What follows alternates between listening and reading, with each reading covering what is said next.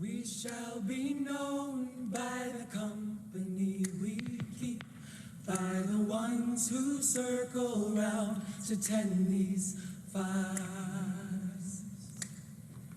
We shall be known by the ones who sow and reap the seeds of change alive from deep within the earth. It is time now. It is time now that we thrive.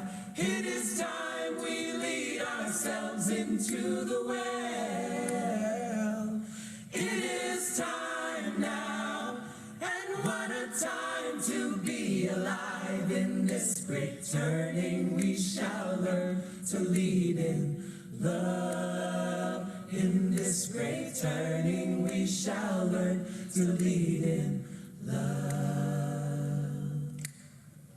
We shall be known by the company we keep, by the ones who circle round to tend these fires. We shall be known by the ones who sow and reap the seeds of change alive from deep within the earth. It is time now. It is time now that we thrive. It is time we lead ourselves into the well. It is time now, and what a time to be alive. In this great turning we shall learn to lead in love. In this great turning we shall learn to lead in love. We shall be known by the company we keep, by the ones who circle round to tend these fires. We shall be known by the ones who sow and reap the seeds of change alive from deep within the earth. It is time now. It is time now that we thrive. It is time we lead ourselves into the well. It is time now, and what a time to be alive. In this great turning we shall learn to lead in love. In this great turning we shall learn to lead in love. In this great turning we shall learn to lead in love. In this great turning we shall learn to lead in love.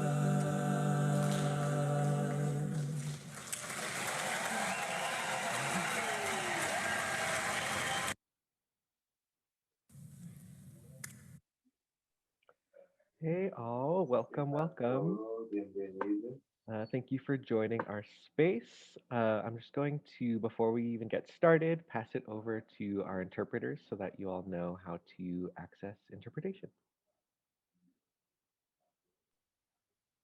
Thank you, Eri. Gracias, Eri. Hola a todos, mi nombre es Samantha y mis pronombres son ella. Y hoy estoy aquí con mi compa y cointérprete Héctor. Sus pronombres son él. Somos miembros del colectivo de justicia del lenguaje del Valle del Río Grande y hoy estamos colaborando con nuestros compas del colectivo de justicia del lenguaje Pancha Lenguas, basado en Bulbancha, Luisiana, también conocida como New Orleans. Hi everyone, my name is Sam Herrera and my pronouns are they, them, and I am joined today with my comrade and co-interpreter Hector, whose pronouns are he, him.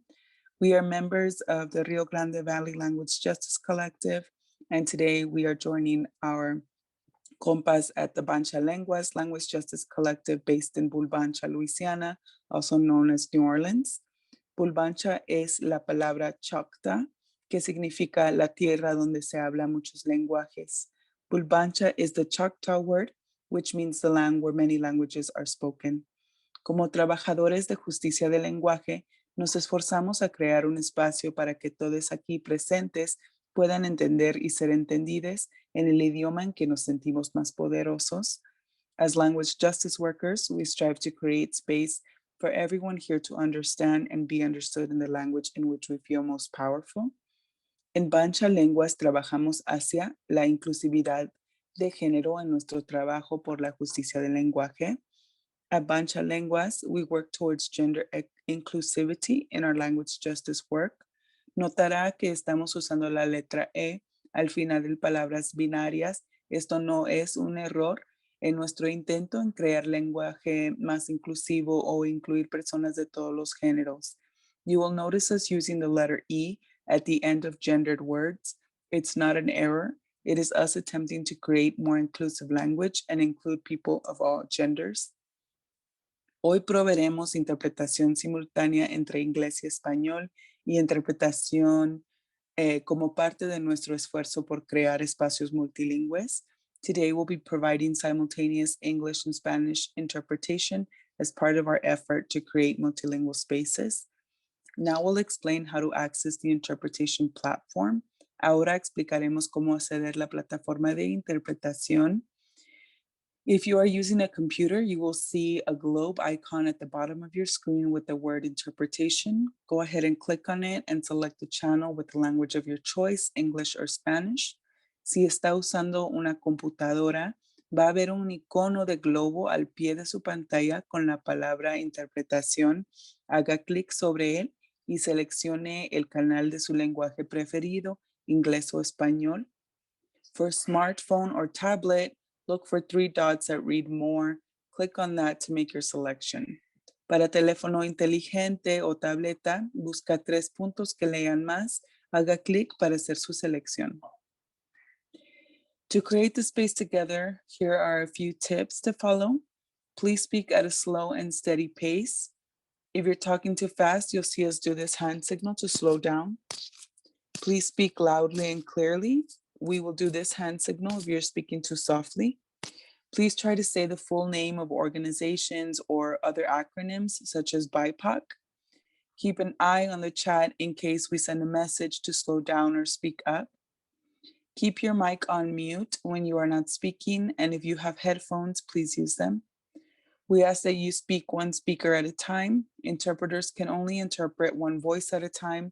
We don't want to be in the position of having to decide which voice to privilege over another. Para crear este espacio juntos, algunas cositas, por favor hable a un paso lento y constante. Si está hablando muy rápido, nos verás hacer este señal de manos para ir más despacio. Hable en voz alta y clara. Haremos este señal con la mano si no podemos escucharle. Intente decir el nombre completo de los acrónimos, por ejemplo, de diferentes organizaciones. Échele un ojo al chat por si enviamos un mensaje para ir más lentamente o hablar en voz más alta. Mantenga su micrófono en silencio si no está hablando y si tiene audífonos con micrófono, utilícelos. Una persona a la vez.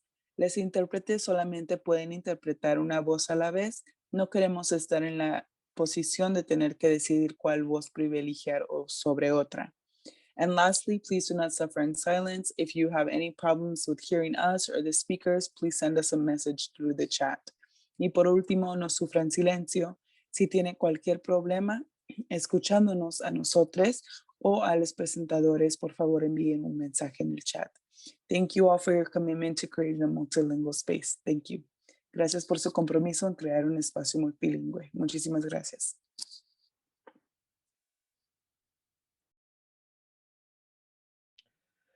Awesome. Thank you so much, interpreters, for allowing this space to be accessible, specifically for Spanish and English speakers.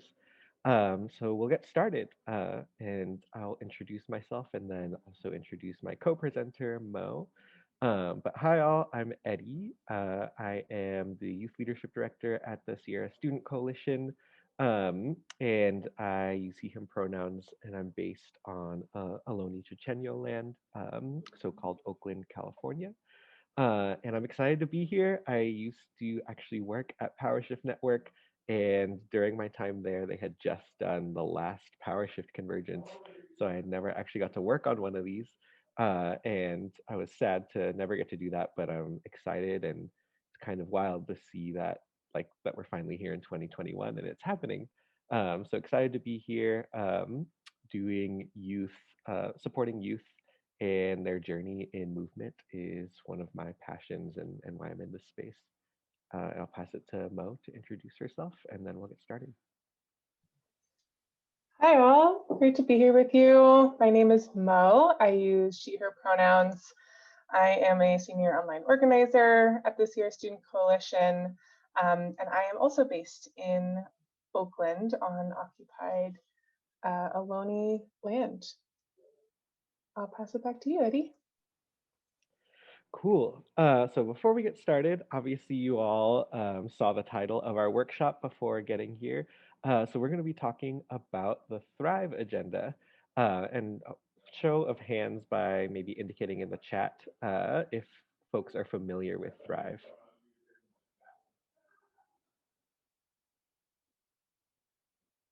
And if you're not, that's totally okay. That's why you're here. Okay. Cool. Seeing some barely familiar, no, yes. Looks like we have a pretty mixed room, which is great. So hopefully we can get on the same page in terms of what is Thrive and how we can all engage in it as young people. And so if Mo, if you can take me to the next slide. So the Thrive Agenda, you can obviously read this description here, but it is a bold plan to renew the economy in a way that tackles our overlapping crises. So as many of you know, or maybe have learned by being here at this convergence where there's so many different workshops about so many different issues from racial to economic justice to healing justice. This is a recognition that we can't solve just one crisis. We can't solve the economic crisis without also tackling racial, worker justice, environmental justice, climate justice at the same time, as many of these issues are overlapping. So this agenda is an attempt to bring together a lot of demands that progressive and justice movements have been working for many, many years, to put them together in a solution that'll allow especially the most vulnerable folks, Black, Brown, and Indigenous communities to thrive. And so Thrive itself stands for transform, heal, and renew by investing in a vibrant economy. We have it there in Spanish as well. It doesn't exactly work, so you'll see what the actual acronym is for Spanish there.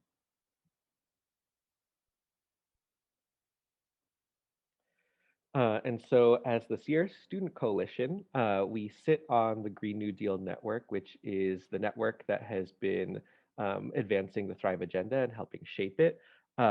Same network that has been pushing for a Green New Deal, which is probably more familiar to folks in the room as it's been more popularized over the years. And so we're playing a role since we do work with young people. We're a youth-led network of young people across the US and Puerto Rico, in making sure that youth are actually centered in the Thrive Agenda, that we tell the stories of young people that are moving forward the components of a Thrive Agenda already, who've been doing this organizing, and that we are creating space for young people to shape the narrative and what comes out of the Thrive Agenda. And so Mo will give a little more context, but the Thrive Agenda will be more than a piece of legislation.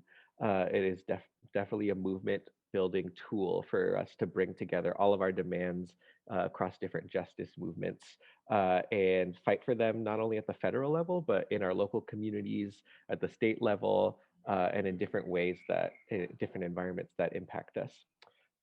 And so I will pass it to Mo to give some more context as to the moment we're in.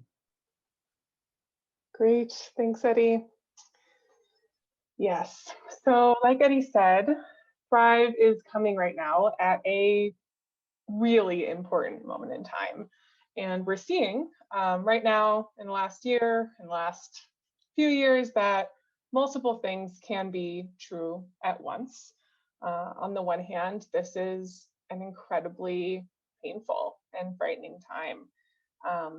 From the state-sanctioned murder of Black people to anti-Asian violence and a year of so much loss and isolation and sickness from COVID, all the jobs that have been lost.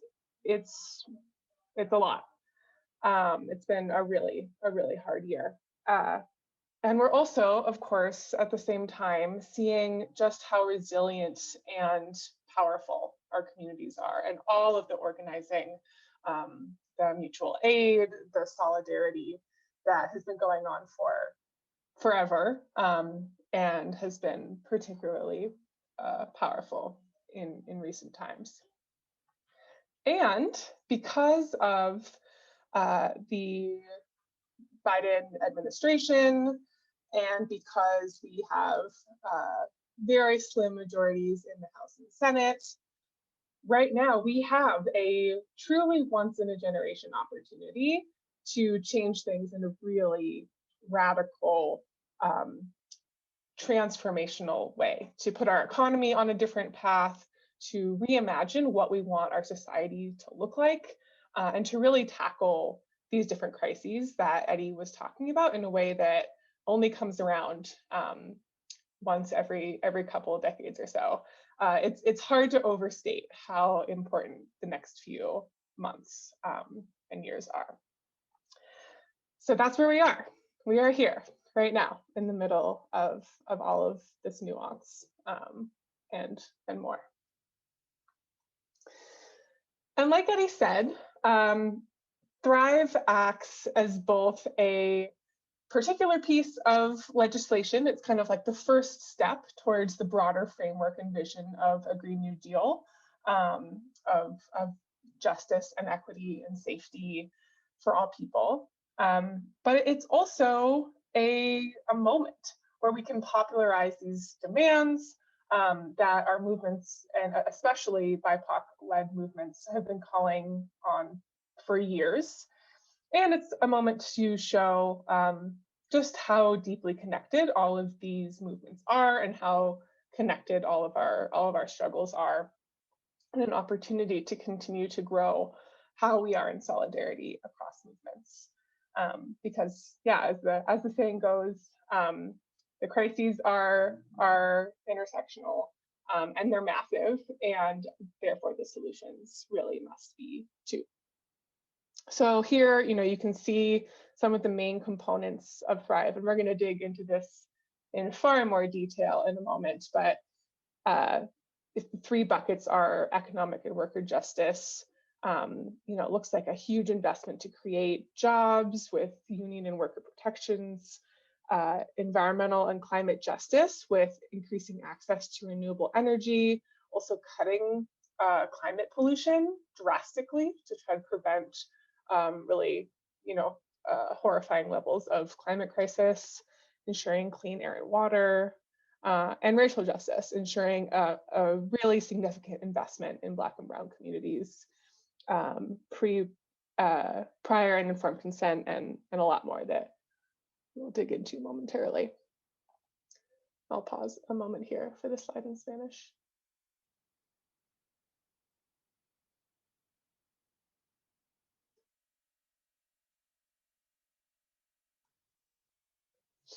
Great. So we're going to watch this short video. This is Margaret from Grassroots Global Justice Alliance, and this video is from the Green New Deal Network that Eddie mentioned. That really speaks, again, just to the importance of this moment, and to some of the really crucial movement building that has been going on for decades, and how that has taken shape in the last year. So this network is made up of organizations like Grassroots Global Justice Alliance, Indigenous Environmental Network, Sunrise Movement, Movement for Black Lives, Working Families Party, SEIU, Sierra Club and the Sierra Student Coalition, Move On, and more. And like we said, a lot of these groups have been part of the climate, environmental, and racial and economic justice movements that have been leading the work on the ground, and are coming together now in a really exciting way to move this forward. So let's watch this video. Oops, it's taking me to Twitter. We have such a huge opportunity ahead of us. For the first time in a decade, Democrats control Congress and the administration. which gives them a tremendous ability to enact change. This is because for years, our movements have been growing and building power from the bottom up. We are facing multiple crises at once. The COVID pandemic, accelerating climate change, the searing effects of structural racism, massive unemployment, and millions of families on the brink of eviction. But we are more prepared than ever, and we have the momentum. The devastating impact of climate change really has become a public health emergency. Our people are hungry for opportunity. Thrive, it stands for transform, heal, renew by investing in a vibrant economy. The first 100 days are when new presidents have the most power. And the first 100 days are when we have to make sure that they get the political imperative to be bold. So we don't have any time to waste. We know that the fossil fuel industry, wealthy elites, and status quo politicians are scheming and preparing to make sure that little progress gets made that actually helps working people, Black, Brown, Indigenous, and rural communities.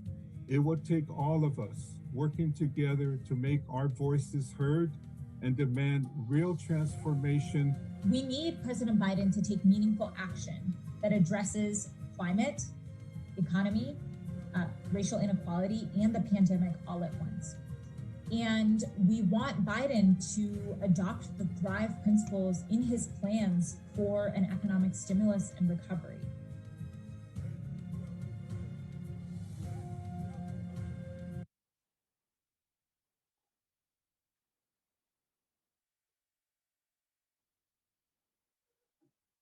Okay, great. So, yeah, like the video says, Thrive is playing this really important role right now where it's creating an opportunity for us to continue doing this movement building from the ground up and, popularizing and really talking together about these ideas of mutual care and concern and what we owe each other as a society, and for following the leadership of Black and Brown and Indigenous leaders.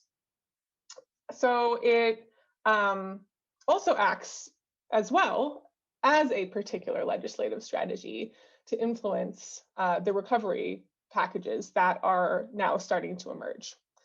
So some of you may have heard that, about 3 weeks ago now, on March 31st, President Biden announced the American Jobs Plan. And he presented this infrastructure package to create jobs, to help us recover from the economic impacts of COVID, and invest in things like clean energy and water.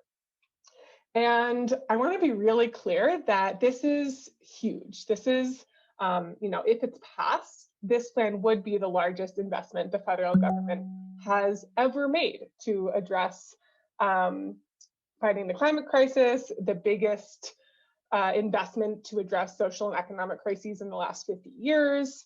And the fact that Biden is introducing something like this is absolutely due to the really incredible movement work that's happened in the last few years.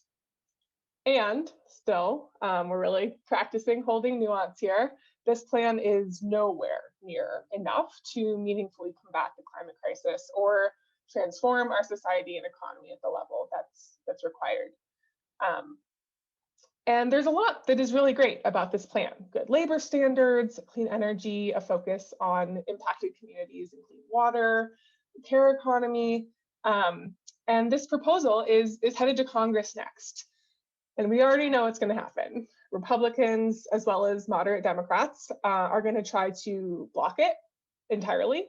They may try to take out parts they don't like or water it down, split it up into separate bills to make it easier to take out the justice-oriented components of it. So it's really up to us in the next few weeks and months to push them as hard as we can to be as bold and ambitious as possible and make sure that that this passes and that it stays rooted in climate, racial, and economic justice. Or in other words, to push Biden and Congress to have these plans be as aligned with Thrive as possible. And we have some really exciting new economic modeling that shows that if a plan were put forward that is in line with a Thrive agenda, we would need to invest $1 trillion per year for a decade, unlike President Biden's proposal, which would be $2 to $3 trillion total. But that if we did, it would create 15 million good jobs, which is more than the number of unemployed people in this country. We would be asking for 50% of this investment to go towards Black, Brown, Indigenous, and other impacted communities. And this plan would cut climate pollution in half by 2030. And interestingly, President Biden just announced yesterday that he was going to try to reach this last commitment around climate. So what we're seeing is that there is a lot of energy towards these goals, but now we need to see it backed up with the funding and the investment and the justice standards that would make sure that these jobs aren't being created with low wages and that they don't mostly go to white men, which is what would happen if there aren't strong justice standards in place. And I want to also put this in context because we're throwing these numbers around.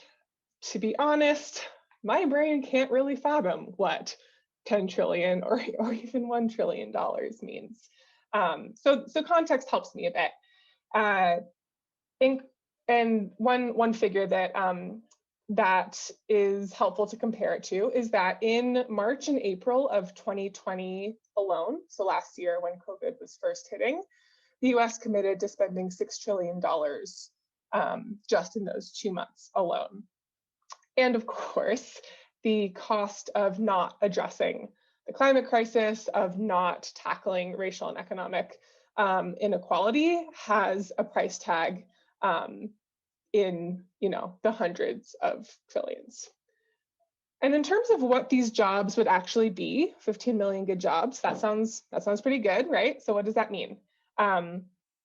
We actually have a breakdown of what sectors these would include. And that ranges from 5 million jobs to upgrade infrastructure for clean water, affordable public transit, making sure that our energy systems are resilient and reliable as climate disasters and extreme weather increase, so we don't have more like the situation that we had in Texas with massive blackouts. There would be 4 million jobs to expand renewable energy and efficiency as we transition off fossil fuel-based energy sources. There would be 4 million jobs to restore lands and invest in regenerative agriculture and farming. And 2 million jobs to care for children and the elderly and provide the types of essential services that, to be honest, is often unpaid and currently done mostly by women of color. And again, all of this would have to be done with the equitable hiring practices to avoid creating mostly mediocre, low wage, non-union jobs for white men. And there's the slide.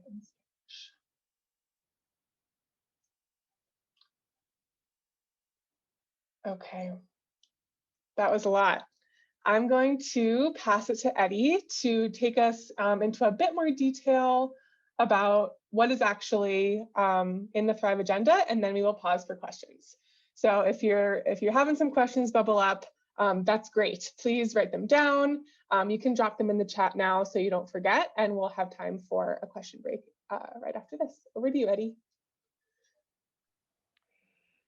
Thanks, Mo. So now we're about to go into what is in the Thrive agenda? What is the Green New Deal Network actually fighting for?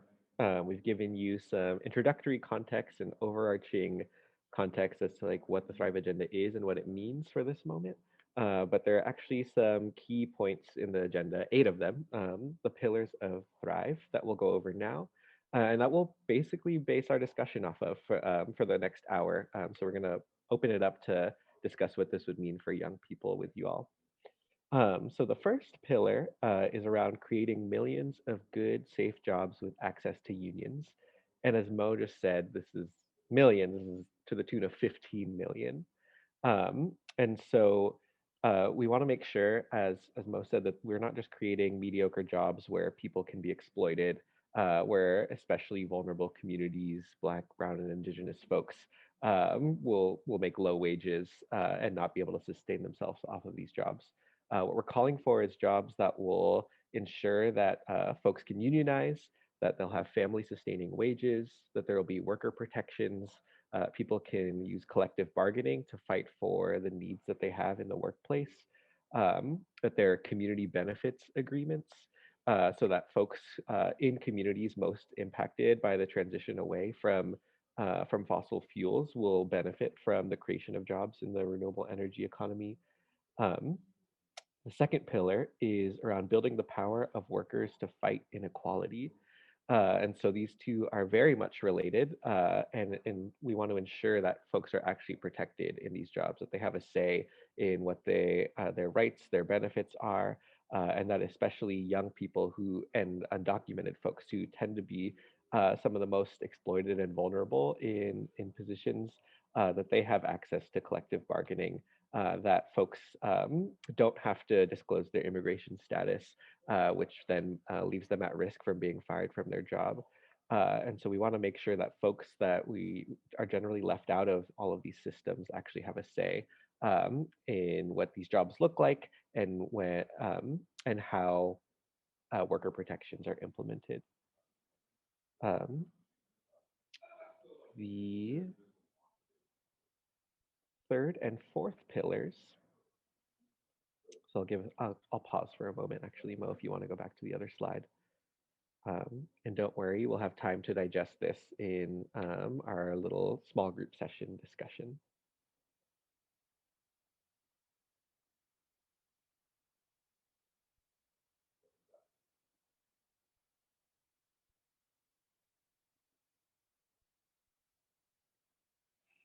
All right, so the third pillar is investing in Black, Brown, and Indigenous communities to build power and counter racial and gender injustice. So I think Mo mentioned this, but we're calling for 50% of investment in communities of color and low-income communities who have largely been left out of and exploited by our current economy. And so that all of the investments that we're making, including jobs, investments in infrastructure, in public institutions, in education, that we are making sure that we are investing in Black, Brown, and Indigenous communities, and that they're at the table in terms of voicing their needs and what their communities have been needing for years. And then the fourth pillar is strengthening and healing the nation-to-nation relationship with sovereign Native nations. And so this is extremely key as we want to make sure that Native folks are building the table, that we're not just saying we're going to create all these jobs, we're going to have renewable energy and the infrastructure to do that, because we could easily do that while at the same time not honoring Indigenous land and Indigenous rights. So we want to make sure that within Thrive, we're calling for things like free, prior, and informed consent, which is the duty of the state to make sure Indigenous people are at the table, that we're not just doing projects without them in deep consultation, that they're involved from the very beginning of the process and they're not just consulted at the end and we're saying we want to do these projects on your land. We're going to do them regardless of what you say or not, but hey, let's get your opinion. That we move away from that and actually make sure that Indigenous folks are at the table at every step of the process. And I'll turn it to the next four pillars, which Mo will go over. Great, thanks, Eddie.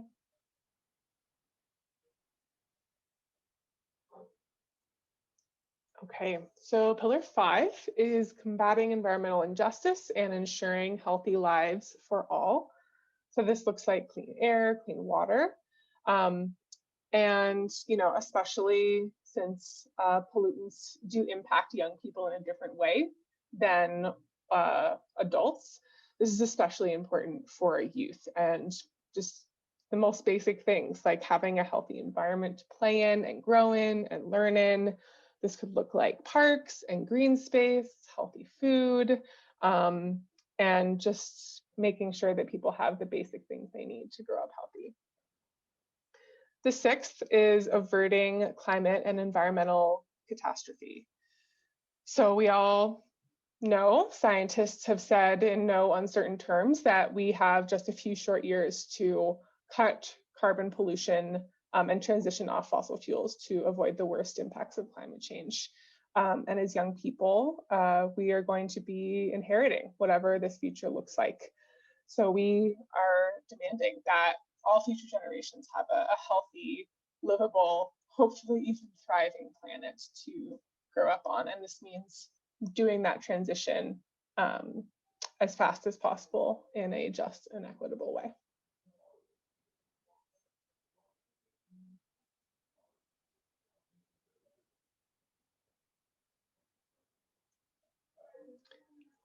And the last two, 7, ensuring fairness for workers and communities affected by economic transitions.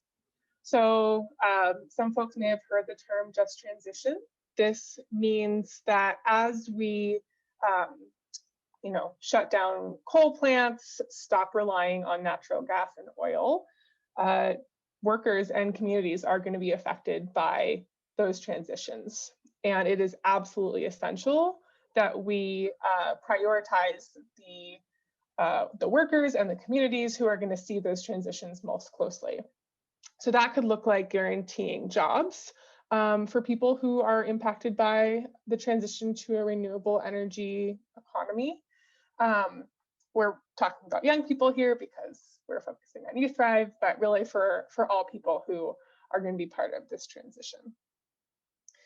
And 8 is reinvesting in public institutions that enable workers and communities to thrive. So this one's kind of broad, but it is talking about the role of the government and of our other public institutions that we need to build up in order to have a society where we really take care of each other. So that looks like public schools and libraries and parks, but it also looks like the government infrastructure that can facilitate all of these programs and the investments that are going to be rolled out.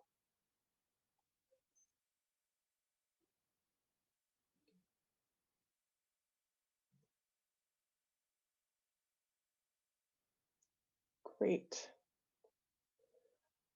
Okay, and I think here we are going to pause for questions. Is that right, Eddie? Yes, we know it was a lot. We wanted to really just like cover what Thrive was, since there is a mix of knowledge in the room about what Thrive is. So that will be the majority of our dumping onto y'all. And now we have time for questions. We're about to get into a discussion. I think we have to unmute you. So if you do have questions, just name it in the chat, and then I'll unmute you so that you can ask the question with your voice.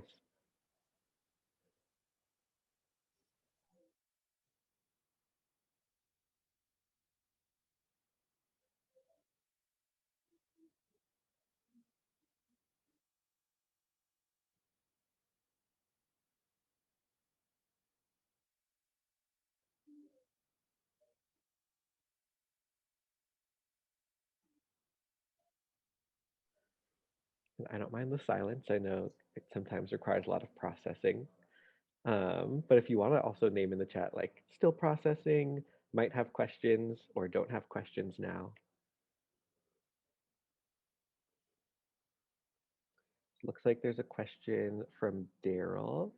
How might youth engagement be leveraged for infrastructure projects like equitable parks?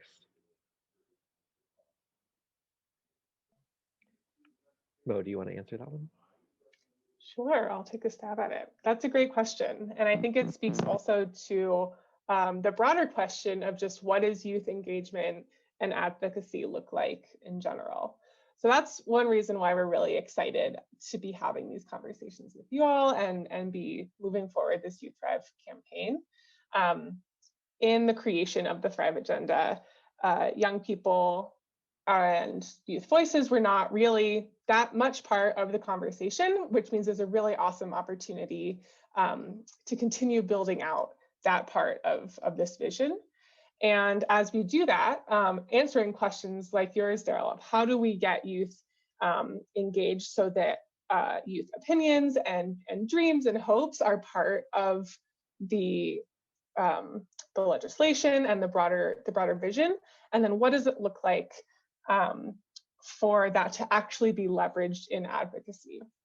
So I think that advocacy, is, the possibilities are almost endless, right? That looks like a lot of the classic things that social movements turn to try to make change happen.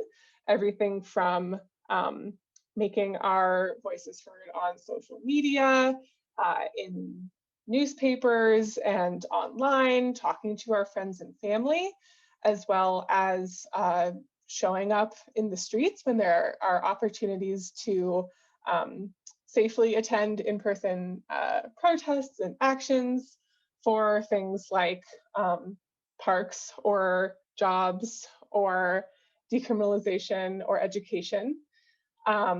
It looks like showing up and talking to our elected officials. So for things like equitable parks, we might be talking about city council meetings. We might be talking about our Parks and Recs department, but that can go all the way up to our governors, our members of Congress, because really this is talking about entirely re-envisioning our society at every single level, local, state, and federal. And the things I named are just a few of the possibilities. And Daryl, I actually, if you have thoughts also, I wonder if you have something in mind in asking that question, or maybe experience with advocating for equitable parks. So would love to hear your thoughts too. Feel free to come off mute or put them in the chat as well. Let's see, Daryl's raising his hand. Eddie, do you see how to?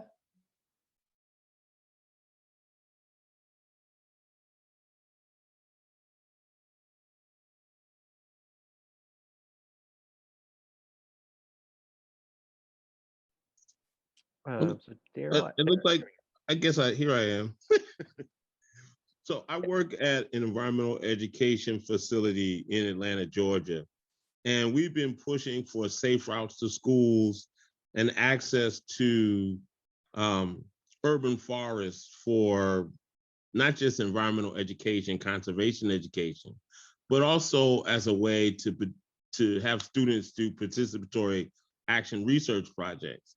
And so I guess I'm wondering if you all see the Thrive Initiative as a way that allows you to kind of be a triple threat, kind of do all three, get conservation, nature-based programs, and, have some type of equity or social justice theme, but also get more access to green spaces in communities of color where sometimes they're not often very prevalent.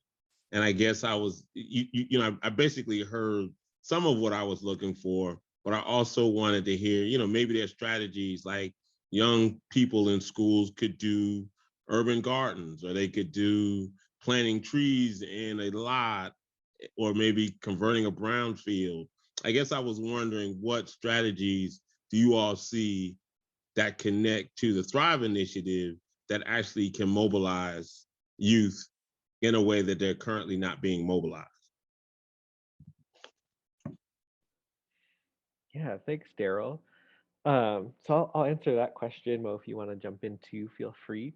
But that's something we're currently thinking about. So right now we're in the terms of our campaign and how we're thinking about how we want to activate and educate young people around this.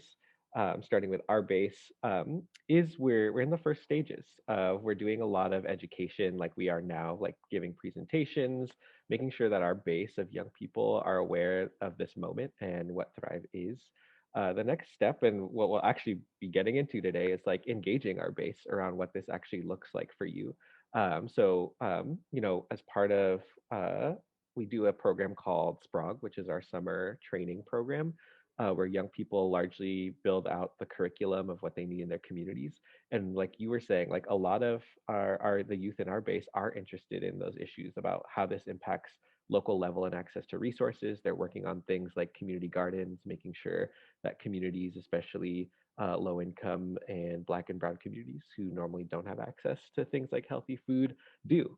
So we know that a lot of our base is actually interested in those issues. So we want to pull that out so that we can actually create an agenda that youth are calling for what this means for them, whether that be community gardens in their schools, whether that be specific policies, but like at all levels. So not just federal, state, and local, but at the school level, at the community level. So that's currently something we're aiming to build out and build a youth narrative around so that youth can actually advocate for the demands that they have in this moment. Yeah, yeah. I think the only thing I would add is that we don't Thrive is not ours. It is everybody's, and it is a framework and a vision that brings together all the work that is happening in every community across the country already.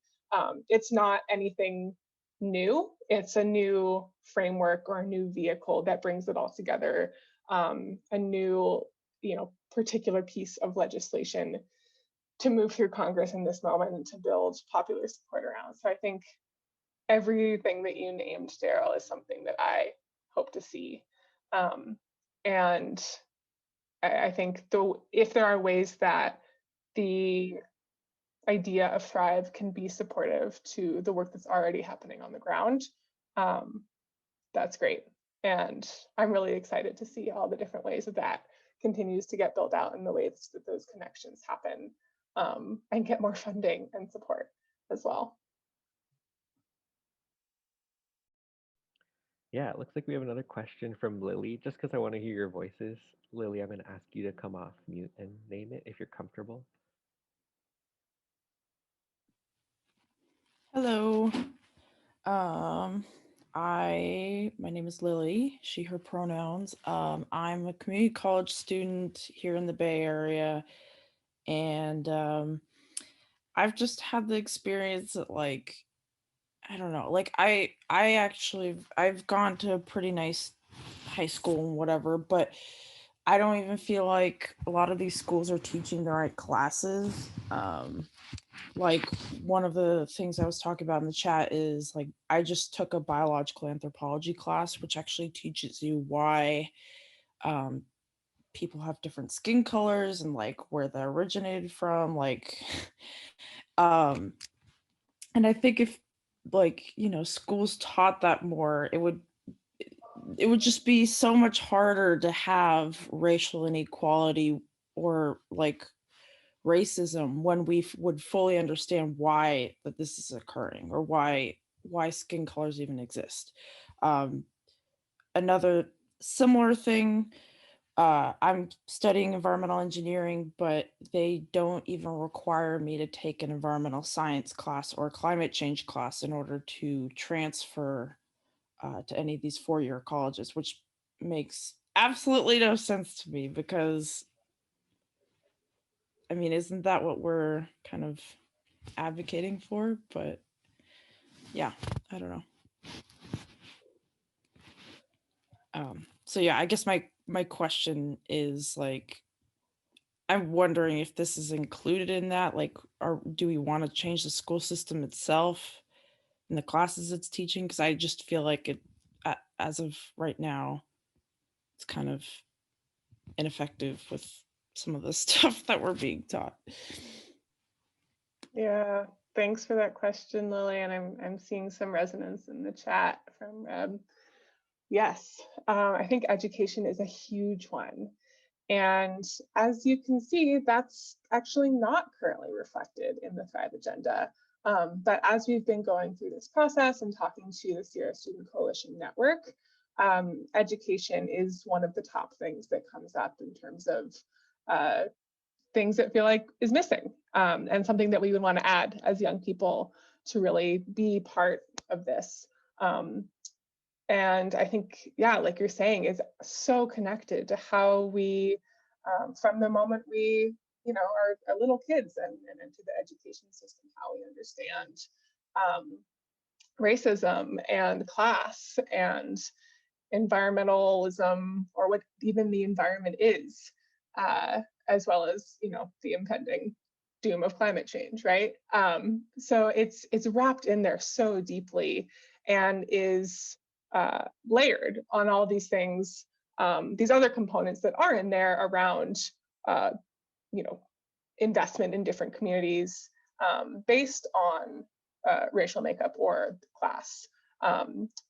Education in Indigenous communities is a huge issue that comes up a lot. The way that we are taught history of Indigenous people and of racism in this country, right? These are so deeply ingrained, and absolutely need to be part of the solutions.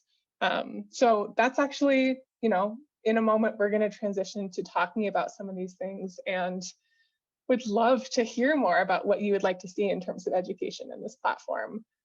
So please, hold on to that thought and add it, because those are some of the juicy nuggets that we want to make sure end up in the final Youth Thrive platform.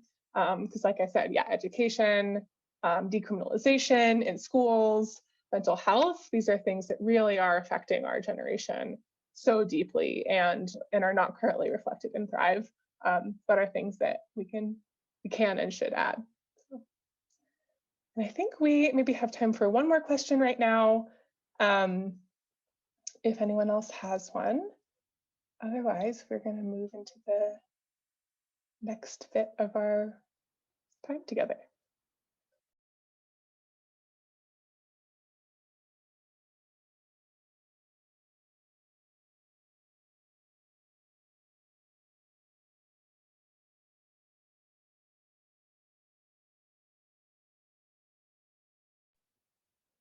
All right. Not seeing any others, and maybe some will come up in discussion too, and that's okay.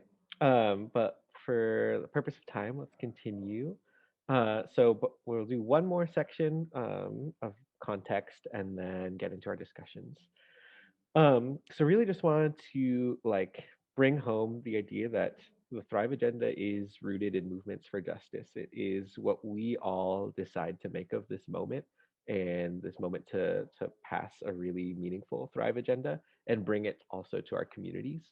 So it's both that and is an agenda that's been built off of many movements and many years of work. So I almost really don't like that that's a bold new agenda, because it really isn't. Some of these ideas are maybe phrased differently, but a lot of them are built off of movements that have come before us and that are currently happening now.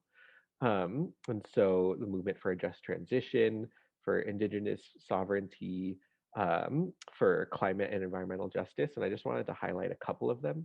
And so when I read the pillars of the Thrive Agenda, I immediately think this is so rooted in just transition. And just transition is a framework that communities of color, that low income communities, that folks who have been left out or exploited by our current economy have been organizing under, to make sure that the economy that we're building doesn't harm workers, that people's needs can actually be met, that we're prioritizing folks' health and the health of the planet, and that there are pathways for folks who are currently working under the exploitative, extractive economy to actually move to a regenerative economy. So this is an image that Climate Justice Alliance had put together, which is an awesome alliance of environmental and climate justice groups, Black and Brown led organizations, who lead a lot of the thinking behind this. And when I think about what just transition actually means, I look at the pillars and see how much of an overlap is, and I'm just so it's just wild that the moment we're in, and but to see the organizing of Black and Brown folks really be impacting what we're calling for in this moment. Another example is around Indigenous movements and Indigenous sovereignty. So I linked in there. There's a really great I don't know what to call it exactly, a web page for now, that the Indigenous Environmental Network put together, which basically takes the pillars of the Thrive Agenda and centers and interprets them for what they should mean for Indigenous and Native folks here.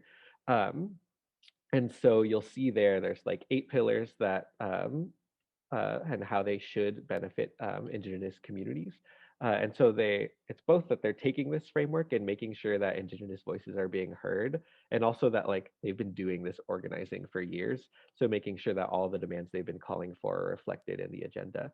And so you'll see things. One of the things that reminded me, I think Mo touched on when you asked about education.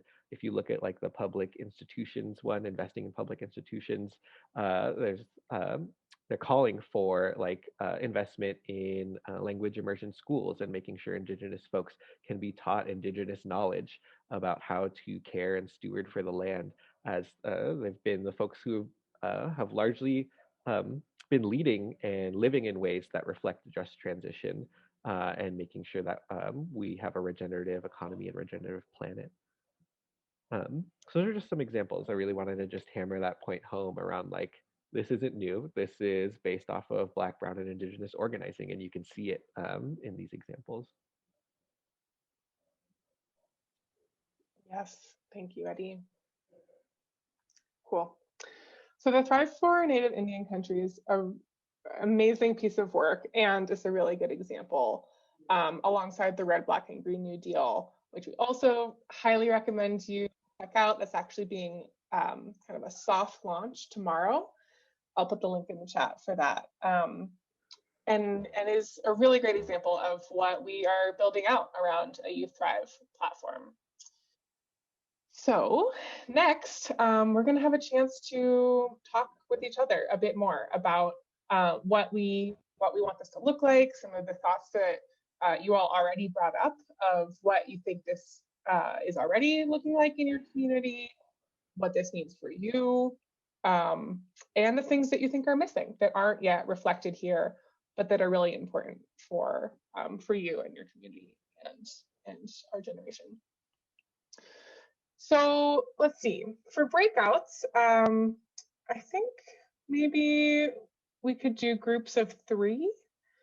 And there are 8 pillars. I'm going to drop the link to the slides in the chat. You all should have direct edit access. Let me know if you don't, if you try to open that up and you aren't able to access it. And scroll down to slide 30, which is where you'll see a series of slides that you all can use, one for each pillar. And should have put the text of the pillars in the slide. Maybe we'll add those in a moment. So once we break out into groups, your group will have maybe 15 minutes to talk about these 2 discussion questions. So first, what would each pillar mean for you, your community, and our generation? And what would it look like for each pillar to benefit young people? And you can get to as many as you can, even if it's just a few. Feel free to dig in really deep if certain ones are resonating for you, or drop thoughts in the different slides. On slide, let's see, 38, there's also a option to add things that, like education, that don't feel like they are quite represented in any of the existing pillars. Any questions about this activity, the breakout? And Eddie and I think maybe we'll join the groups so we can answer any questions there too. Yeah, if we're doing groups of 3, there will be 2 groups. So Mo, I can just go to each of them. Still time for questions, and then I also have a question to see if there are Spanish speakers in the room, and that way I'll just create one breakout room and have 3 people stay here. And if anyone is a Spanish speaker and wants to use interpretation, even if you are bilingual and in the principles of language justice, if you prefer to speak Spanish or that's the language that you're feeling today, then do stay in this room and actually use the interpretation services provided. So I wanted to just ask that question. If you can put in the chat if you do want to stay in the main room for the purpose of using interpretation. And if not, that's okay. I'll just break up the rooms randomly then.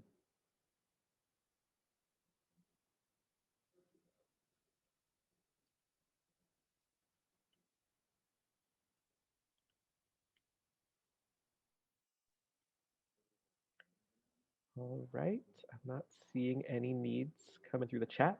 So I will break us out then randomly. And some folks will just stay here. Let's see here.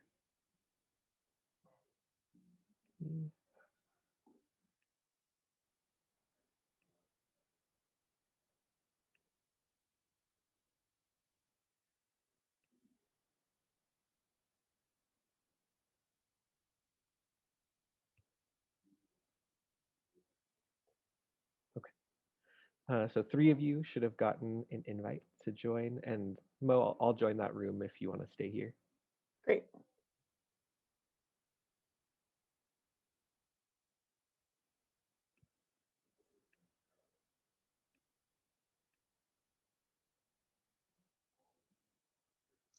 Awesome. And I just changed the settings so people can unmute themselves. So I think it should Oh, work good. out. Mo, if not, you can G-chat me. Okay. Cool. Great. Cool. Okay. Lily and Reb, I think we are this group. Are you able to unmute yourselves or turn on your video if you want? No pressure. It won't let me turn on my video, but I'm unmuted, so. Yeah, it's the same for me. It says you can't start your video because the host has stopped it. Darn. Okay, well, at least I can hear you. I'm sorry Yeah. about the video. Cool. Okay, are you all in the slides? Yep. Yeah. Awesome. Great. Well, yeah. Curious if you want to go through them one by one, or maybe just if any of them were standing out to you that you'd like to start with.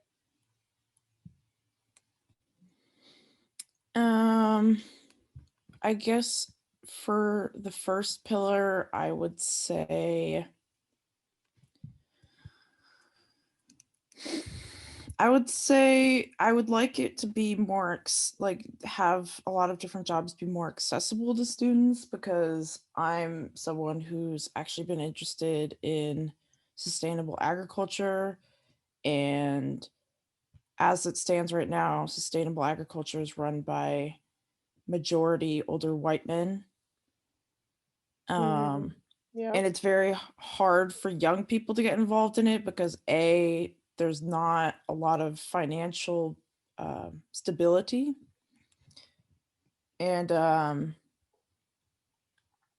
trying to think what else. I mean, and it also is a huge investment on the students' part, to just find a piece of land that's available to them, getting the tools they need to maintain the farm, etc. So I think agriculture needs to be a big fix, because as it stands right now, it's destroying our planet, and it's also a huge, something that we desperately need. Everyone needs food, so.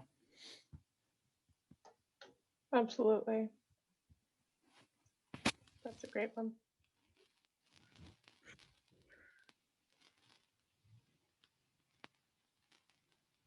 Yeah, and I definitely feel like with the creating good jobs, like definitely like minorities and low income people and young people should be prioritized in that, like, oh, and especially like people that don't have jobs right now, should be like especially like prioritized in that.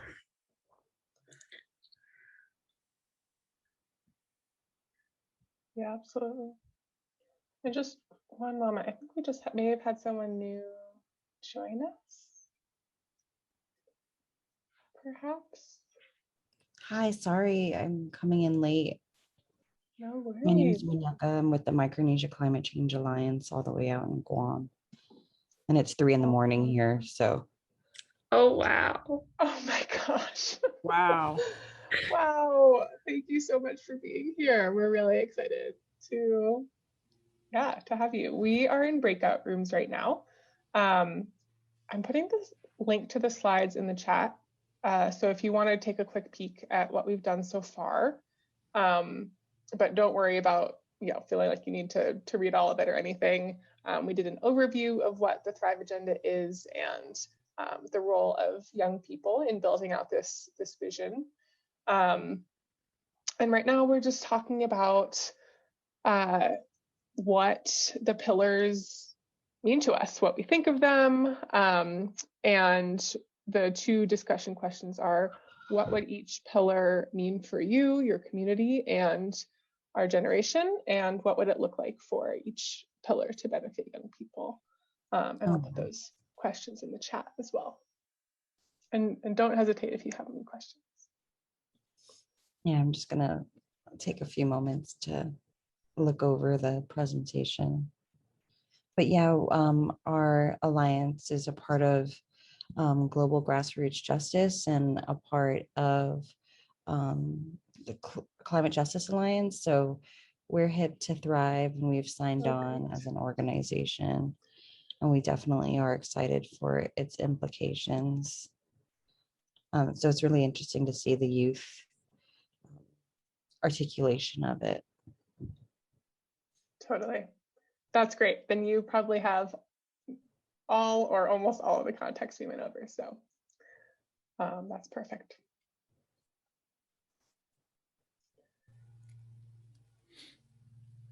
I think I'd like to add one more comment to Pillar 1, and that is, please. Yeah, I mean, I think unions are important. I work with 350 Bay Area, so we're currently working on like corporate responsibility work, and I think it's important for businesses to either be run by or like owned by their employees, or if not that, at least have a union that can help them give them a voice about what they want to see in their job, because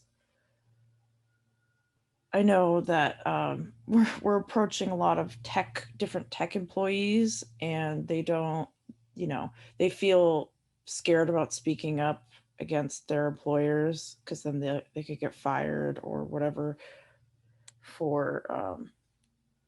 Because I mean, for example, Twitter's not addressing the fact that they are letting people basically spread climate denial lies across their platform. So I don't know. That's just one example, but it's important that we allow the employees of these jobs to have a voice or like I said, own potentially part of the business. Yeah, absolutely. And I think that, fits under pillar 1, but also pillar 2, right? Building the power of workers to fight inequality. And I like what you said also around like the role of the private sector would look so different if companies were owned by their employees. And I don't think that's in here very much actually, or it's not articulated very clearly. So yeah, if you wanna, I wasn't sure how to capture what you just said, but it was really great. So if you want to add it to slide 30 or 31, that'd be awesome. Yeah. I think co-ops are a good example. So if you want a good I don't know, like structure of what that looks like. I actually visited a co-op in Oakland. It's a grocery store in Oakland, where it previously was a food desert, and I think they're doing a great job. So I think that would be interesting. Totally. One of the things that really affects and impacts our community is US militarization, which contaminated our lands and has desecrated ancestral sites here. And so many people also join the military. And I think for pillar one, in creating millions of good, safe jobs with access to unions, I'm wondering if there's a way, and you really can't address the climate crisis without addressing the role of the US military, because it's the single largest consumer of fossil fuels and the single largest polluter in the entire world. And and the US government spends the most amount of money, almost 70% of its annual budget and GDP on the military. And we spend more on our policing and more on our military than the 20 other nations combined. So I'm not too sure what pillar addressing militarization and war and the industry of war would go under, but and making sure that military service people have a just transition. But that's definitely really connected to the work that we do here in the Pacific, because most of the Pacific islands that the US has relationships with, from Guam and the Northern Marianas and Hawaii and the islands in between in Micronesia, are definitely being propped as a sort of like iron curtain against China and North Korea. Right. Yeah. I don't see that reflected in here. So I just added a few notes to slide 38, but I definitely did not capture all of that. So I'd love for you to add more. That is all so important. Yeah, I completely agree with that, because I feel like we need to replace the military funding with the funding for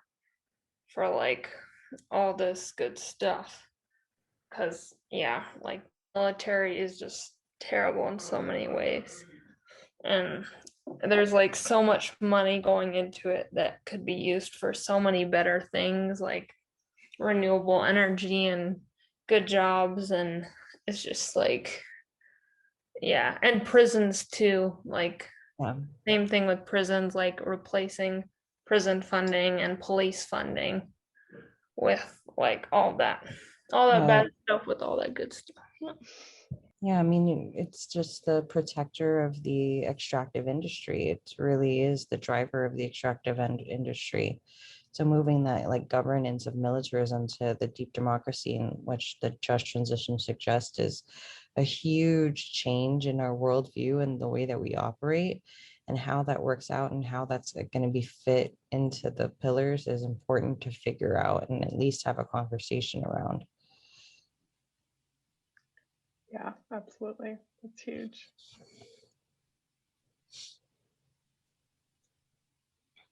And especially since the US is so militarized that we don't even realize it. And it's sort of US exceptionalism is kind of embedded into our schooling and into our psyches. And we don't even question war profiteering when we're growing up. Yeah, so true. And a lot of the communities that are most impacted, both in the recruitment and the death when they go to war, are people of color and are impoverished communities, are Native peoples and Black peoples and migrant communities, because it's really is a poverty draft.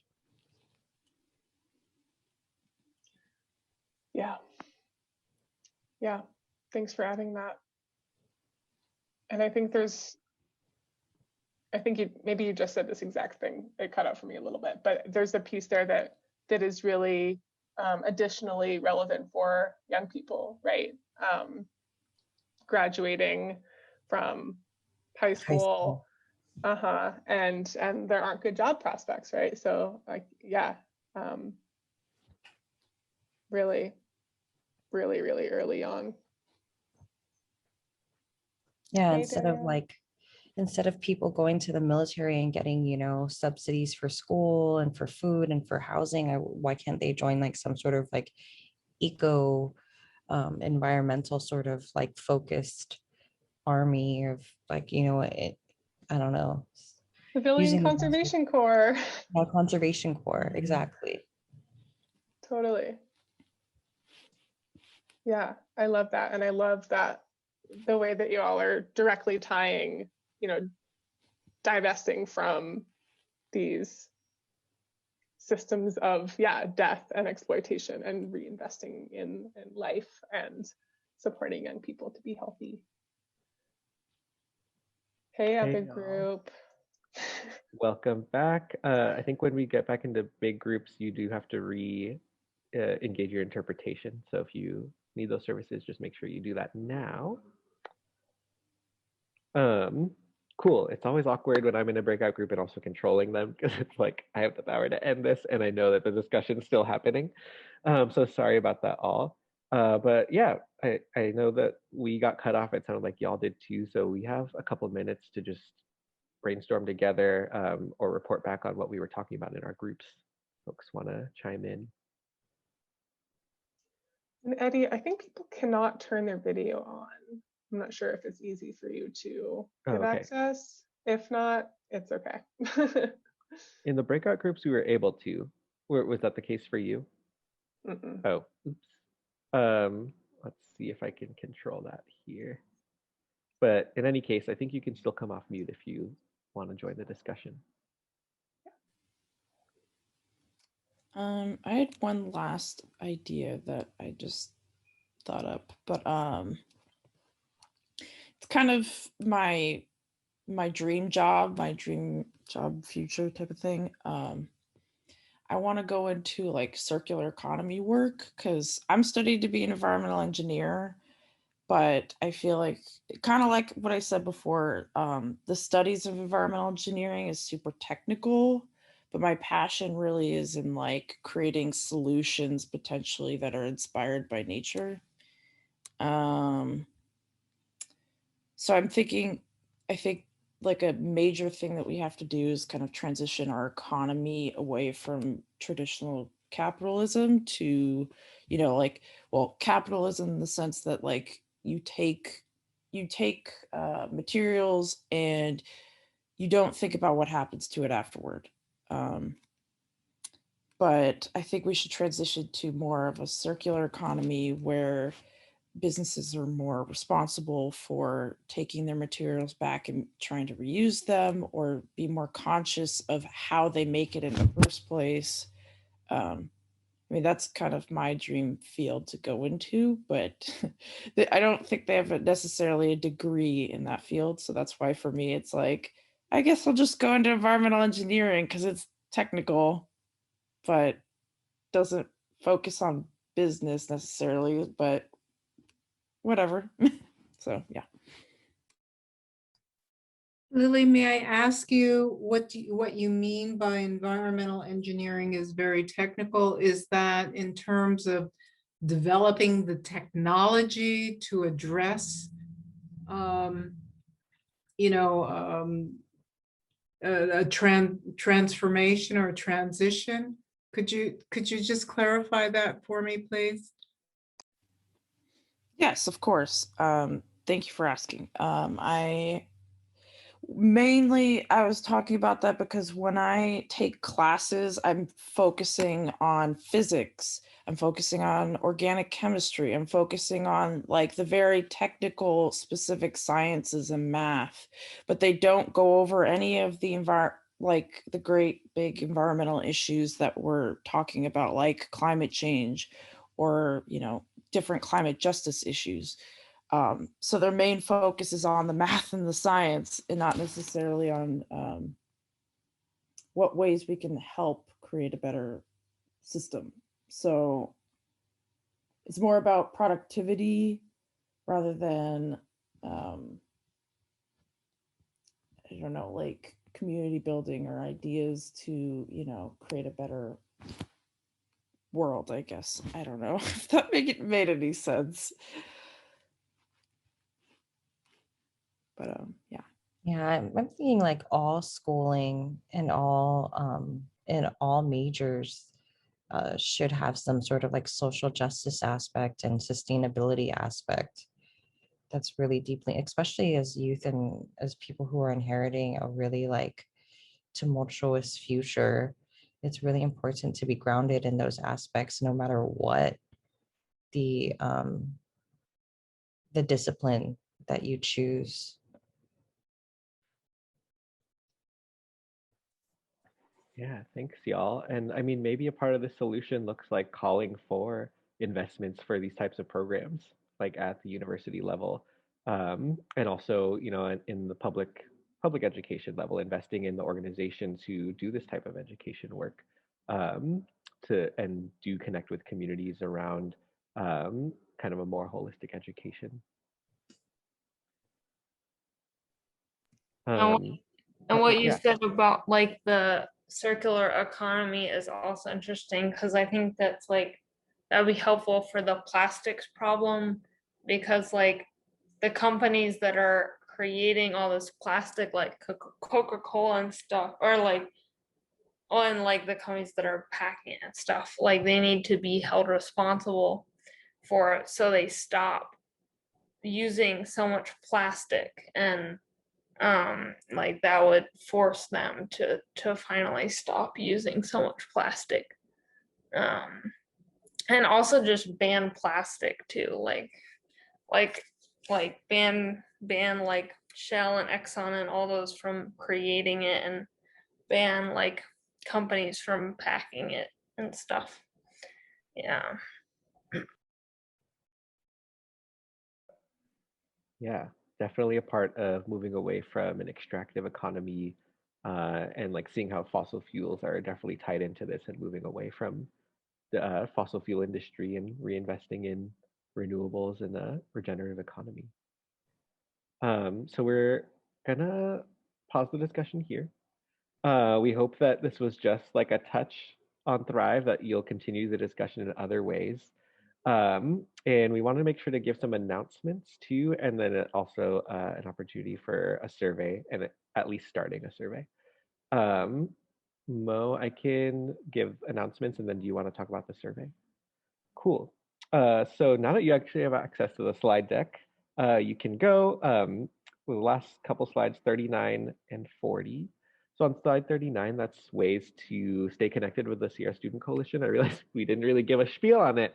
And I know we're running out of time, but we focus on youth leadership development and education. We're the youth arm of the Sierra Club, which is our larger organization. And so we focus on building up young leaders to be able to lead organizing campaigns in their local communities, in organizations like the Sierra Club, and do so in ways that feel authentic to them and in ways that will be most impactful for them. That is my very short spiel for the time. We're on social media. You can see there on slide 39. You can sign up for our newsletter, and then you can also join us on Slack. And then on slide 40 are just kind of current opportunities we have going on. One that I really wanted to highlight is we're going to continue the conversation. We're doing a Youth Thrive art build as part of kind of an Earth Week series of events that the Sierra Club is doing. And this will be on April 29th, next week at 7:30 Eastern. So it will be less of a time like this where we'll be doing like a lot of education around Thrive. We'll still have some speakers who will set the context and get us excited. And it'll be also a time to like use our own voices. So we're going to be building some art, whether that be in the form of visual art, music, whatever feels good to folks, poetry, and getting excited for folks to actually use all of that stuff to speak out about Thrive and what it means for our communities. So don't miss that event if you're excited about the Thrive agenda, and you can register at that link. And if Mo, you can also just drop it in the chat, that would be great. And then we have other things. There's our website on there. The other big thing is we have our summer training and organizing program coming up. We're still taking applications for folks who want to be trainers. So we will have about 3 trainers per region, who will build out the curriculum with us and actually implement the workshops for young people. And this is by and for young people. So the trainers are also youth, and we classify that as like 35 and under. And then applications for actually participating in the program will be put out in May or June, and you can follow our website to get updates there.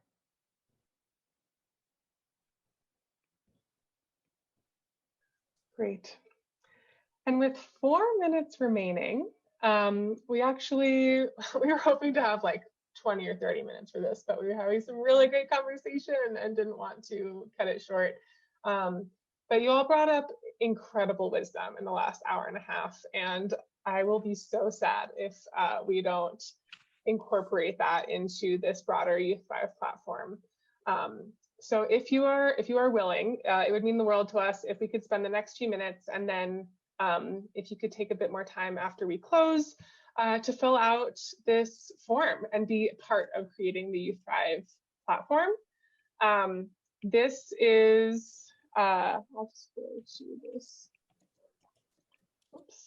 link so we can all look at it together. This survey is the way that we're going to be collecting more of the brilliance from you all and from dozens, hundreds of other young people as we go through this process of, oh, no worries. Thank you so much for being here. As we go through this process of talking to young people all over about what they want to see, about what is missing, about how we want to interpret the existing pillars and the existing Thrive agenda to make sure that it is really most relevant for our generation. So it asks the classic stuff like name, age, all of that. And yes, if you fill it out, you will get a free swag bag as a little token of our thanks. And let's see, I'll just try to go through this really quick so you all can see. Oh, it asks for email twice. I will fix that. It's basically, like Eddie said, the discussion we had today. The same questions: what would each pillar mean for you and our generation, and what would it look like for each pillar to benefit young people? And we would love for you to fill it out for all 8 pillars, but if a few of them are speaking to you more than others, feel free to just do those and leave some of the thoughts that you spoke aloud in your breakouts, or that you were thinking in your head but didn't get time to say out loud. This is really where we would love to have the opportunity to incorporate that into this platform. And if you fill this out, we will be following up with you.